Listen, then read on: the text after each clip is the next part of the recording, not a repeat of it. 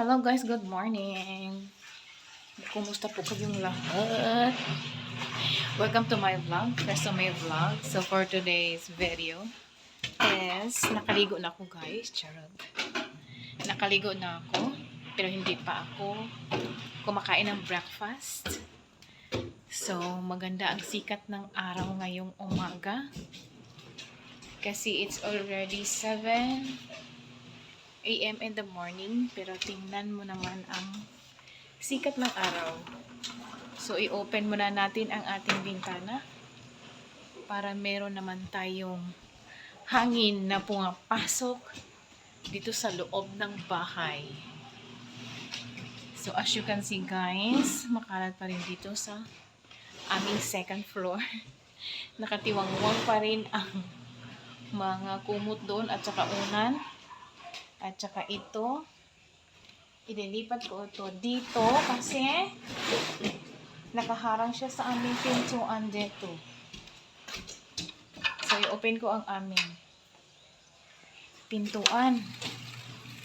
Kasi, para pumasok ang fresh air. So, ang dami talaga ng bunga ng aming kapayas doon. Hinog na sila. Marami na silang hinog, pero tingnan mo naman, kinakain na sila ng langgam. O, diba? Sayang. Hindi na namin maubos-ubos ang... Ay! Tinawag ako ng aking pamangkin. Ah! Ha? Ay, nasa bangko akong gisabit. Bangko diha sa kuan. Sa sala. So, ayan. Tingnan mo ang flower. Na-rotten na siya. Pero mabango siya.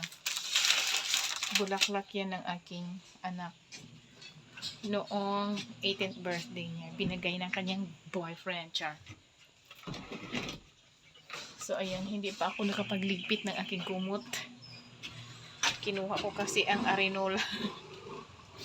Kinuha ko ang arenola, guys. Kasi, aray ko, yung kortina nakaharang. Hindi ko pa tapon ang aming, alam mo na, basta name arenola, o, diba? So, chika minute muna tayo, guys. Tsaka kasalukuyan akong naglalaba kasi marami kasi akong labahin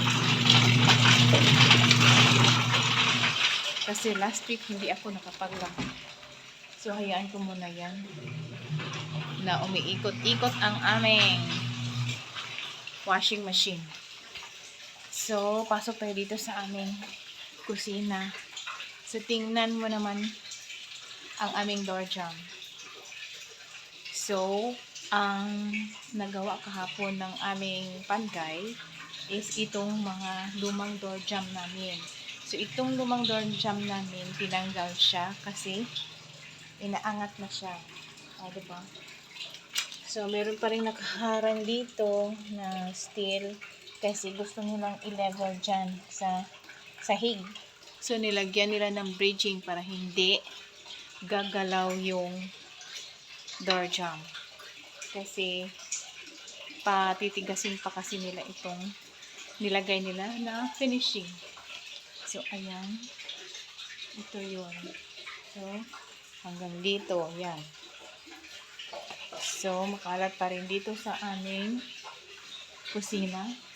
Hindi pa ako nakapag hugas. Pero kaunti lang naman yan siya, guys. Ayan. So, tingnan ko kung okay. Umabot pa dito ang tubig sa aming kusina. Kasi mahina talaga ang daloy ng tubig na yun. So, ayan. Mag-i-impok pa ako yan mamaya ng tubig. Lalagyan ko ang mga empty bottles namin. So, ayan. Yung outlet. Pwede na namin yung nagamit. So, proper arrangement na lang siguro. Pero, magbabaklas pa yata sila dito para sa isa pang switch or outlet dito. Ay, doon pala. Yun yung box. Ay, nakita niyo ba? So, ayan. Ayan, yung box na yan. Hindi pa nila nalagyan ng finishing at saka hindi pa rin ito nailagay doon. So, ayan. So, dito na naman tayo. So, ngayong araw, pupunta dito ang aming panday kasi magpatuloy sila sa kanilang gagawin. So, mag-flooring na sila dito. So, lalagyan muna ito dito na area ng screen sign. So, hanggang dyan lang muna sila natapos ng flooring nung isang araw. Tapos, dito nalagyan na nila ng screen sign pero hindi pa na kompleto kasi by the time kasi pag magamit kami at least hindi naman masyadong sagabal. Diba? So, parang pangkalahati muna. So, dito naman tayo sa aming hapagkainan. So, nilipat na namin itong mesa dito kasi natuyo na kasi siya ang kanilang nagawang flooring. At saka ito pa rin. Okay. Ito. At saka ito yung mga electrical wirings kasi hindi pa rin nila naumpisahan doon sa second floor ang paglagay ng electric wiring connection. So, dito lang muna nila pina-priority sa baba. So, ito, nalagyan na rin nila ng screen sign dito. So, isa rin ito na ipagpatuloy nila ngayon ang kanilang trabaho dito sa area. So, sobra kasi ang paglagay nila ng screen sign dito. So, maghakot naman sila ng screen sign by sack papunta doon kasi hindi pa nila napuno doon ng paglagay ng screen sign. At saka kahapon, so ayan, nakapag-deliver kami kahapon ng screen sign. Ayan. So, nagsakang na sila kahapon ng hapon para ngayong araw, pagdating nila is ilalagay na lang nila dito kung ano man ang kulang na screen sign doon sa pag-flooring ng sahig namin. So, hopefully, makumpleto na nila ngayong araw ang pag-flooring dito sa sahig namin sa buong bahay. So, dito, so, ito rin. So, binaklas din nila ito kahapon. Ang main door namin na door jamb para iangat nila ang door jamb kasi i-level man ito dito sa sahig dito. So ito, as you can see guys, na ano na siya, nalata na yung wood pati rin dito. Ayan. Kasi every time na uulan, dito sa aming terrace, papasok kasi yung tubig. So, pag pumasok yung tubig, so, mapabayaan siya, especially pag gabi ang ulan. So, papasok siya. So, parang papasok dun sa loob ng corner niya yan. Yan. At saka dito. O, diba? O, yan. Yung corner niya yan, pasok yung tubig. So, hindi namin siya masyadong malinisan kasi magsok kasi yung tubig doon. Kung saan man yung may maliit na butas, so dadaan yung tubig. So, kaya ganun. So, unti-unti na siyang nalanta yung kahoy ng aming door jamb. So, ayan. So, ayan, na-finishingan na nila. Pero nilagyan pa rin nila ng bracing para at least hindi siya masyadong gumalaw. So, para equally fit talaga siya dito sa kanyang pinaglalagyan ng door jamb. So, tinanggal muna ang aming pintuan. So, magdamag kaming walang pinto. Amo lang siyang gipasandig. Pinasanday lang namin siya dito para at least matakpan naman yung, para hindi naman kami makita doon sa loob. So, ganon. So, ayan. So, as you can see, may kalawang na yung mga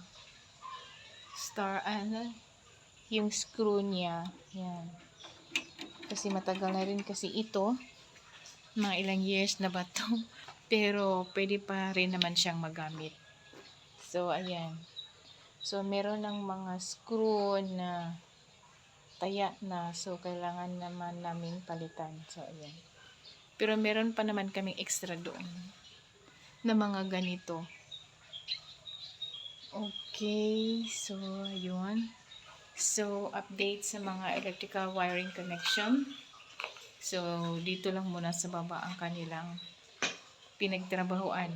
Kasi yung electrician namin is every night lang kasi siya magtrabaho dito. So, it takes only 2 to 3 hours lang ang kanyang pagtrabaho dito sa mga electrician dito sa bahay. Kasi nag-workman kasi sila. So, isa yun sa kanilang sideline ang pagiging electrician. So, ayun.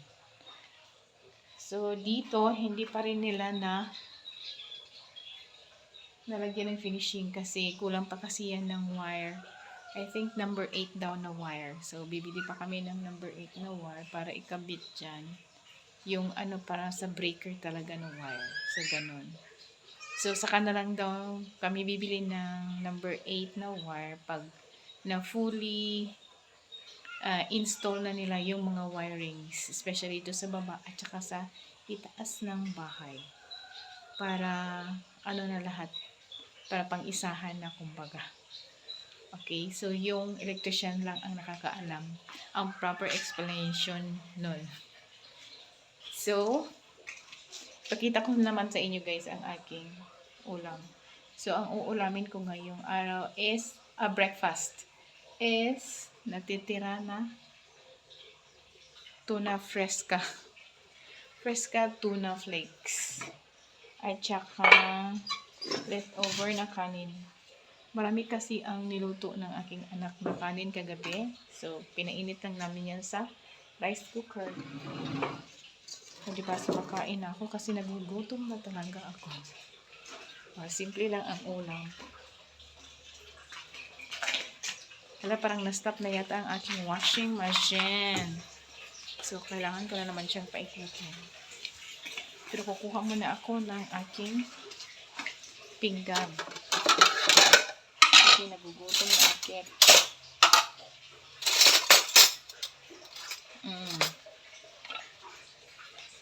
Parang gusto ko mag-tinidor.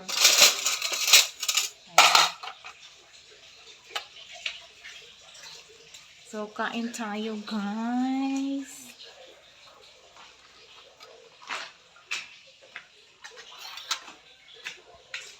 So, that's all for today's video, guys.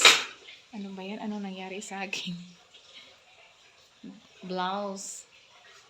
Na-loose-thread na siya, char. So, that's all for today's video, guys. Salamat po sa panunood ng aking mga video. Please do subscribe, like, and share, and comments down below kung ano ang inyong nakikita sa mga video ko. You are free to write your comment. Okay? So, thank you for watching. Bye!